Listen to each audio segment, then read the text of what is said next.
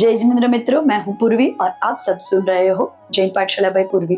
मित्रों, आप सब ने अभी तक सुना है पार्श्वनाथ भगवान के दो भाव के बारे में। अब हम आगे बढ़ते हैं। गणिनी आर्यिका प्रमुख श्री ज्ञानमती माता जी ने लिखी हुई किताब संस्कार से हम पार्श्वनाथ भगवान के भाव के बारे में जान रहे हैं। मित्रों, आपने जाना कि कैसे सांप बन के कमट ने जीव ने हाथी को मार डाला था, हाथी को डसा था, पर हाथी बहुत धर्म करने लगा था और इसी वजह से तिर्यंश होते हुए भी उसने पाली देवगति। वहां पे 16 सागर तक बहुत सुख प्राप्त किया। तो जो कमठ का जीव जो सर्प बना था वो बन गया नारकी जीव और उसने भी सहस्त्र सागर तक बहुत सारे दुख झेले। क्या हुआ उनके जीवन में, चलिए जानते हैं आगे। हमने सुना कि कैसे हाथी का जीव जब सम्यक दर्शन को धारण करता है, नियमों को धारण करता है, तो वो मर के देव बन जाता है। वह देव 16 वर्ष के राजकुमार के समान ही अपनी सैया से उठ खड़ा होता है। तमाम देवगण और देवांगनाएं सम्मुख ही वह इर्द गिर्द खड़े हुए हैं। वे सब मधुर मुस्कान को लिए हुए हैं। सामने के कल्प वृक्षों से खिले हुए सुमन समर्पित हो रहे हैं, मानो वे नूतन देवराज के स्वागत के लिए ही पुष्पांजलि बिखेर रहे हैं। वहां की सौरभ व सुषमा को देखकर वह देव एक क्षण के लिए आश्चर्यचकित हो जाते हैं। पुनः उसे तत्क्षण ही अवधिज्ञान रूपी तीसरा नगर नेत्र प्रकट हो जाता है, जिससे उसे स्पष्ट झलक जाता है कि मैं हस्तीचर हूँ। ओहो, यह स्वर्गपुरी है और यह अतुल वैभव, ये देवांगनाएं, ये परिवार देव, ये सब पुण्य का प्रसाद है। मैंने गुरुदेव के द्वारा जो सम्यक्त्व रूपी रत्न और अणुव्रत रूपी निधि प्राप्त की थी, उसी के फलस्वरूप यह तेजोधाम प्राप्त हुआ है। तब तक सभी देव देवीगण अभिवादन करते हुए बोले, हे स्वामी, आप जिन शासक के प्रभाव से इस उत्तम लक्ष्मी को प्राप्त हुए हैं, अब उठे और मंगल स्नान कीजिए।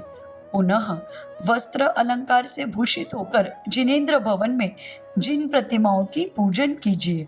अनंतर अपने वैभव का निरीक्षण कीजिए और उत्तम उत्तम भोगों का अनुभव कीजिए। शशिप्रभ देव ने अपनी प्रसन्नता से सबको प्रसन्न करते हुए यथा उचित क्रिया करके सबसे पहले जिन पूजा की। उसकी 16 सागर की आयु है, 3.5 हाथ का शरीर है, जो कि वैक्रयिक होने से अतिशय सुंदर है। 16,000 वर्ष के व्यतीत होने पर भोजन की इच्छा होती है और उसी समय कंठ से अमृत झर जाता है, जिससे उसकी तृप्ति हो जाती है। यह अनुपम मानसिक आहार है। 16 पक्ष 8 महीना बीतने के बाद वह देव श्वासोश्वास ग्रहण करता है। चतुर्थ नरक पर्यंत उसका अवधि ज्ञान जान रहा है और अणिमा, महिमा आदि 8 रुद्धियां उनके पास विद्यमान है। ओहो, इसमें आश्चर्य की क्या बात है, जो कि जंगली पशु गजराज आज स्वर्ग के वैभव का स्वामी बन गया है। यह सब केवल तप रूपी कल्प वृक्ष का ही सुफल फलित होता है।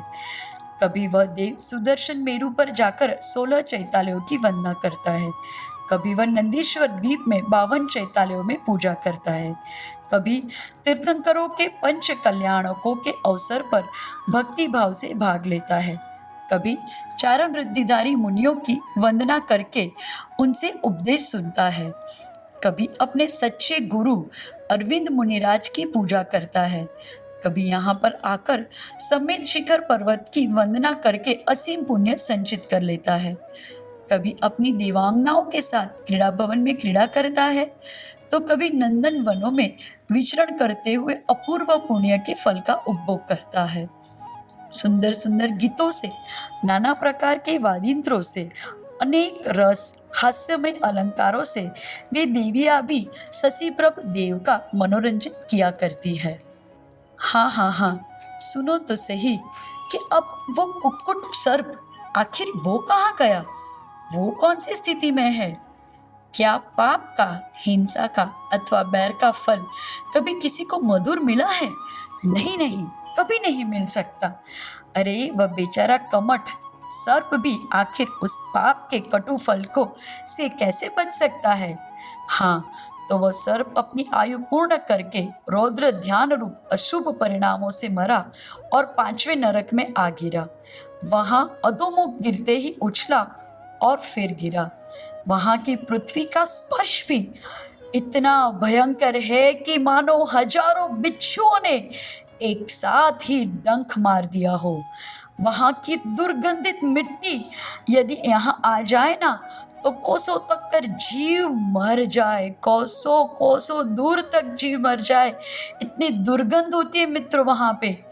वहां के दुखों का वर्णन यदि करोड़ों जीवा मिलकर भी साथ मिलकर यदि सरस्वती देवी करने लगे तो भी वह असमर्थ हो जाएगी मित्र। इतना दुख होता है कि साक्षात सरस्वती देवी भी उसका वर्णन नहीं कर पाती।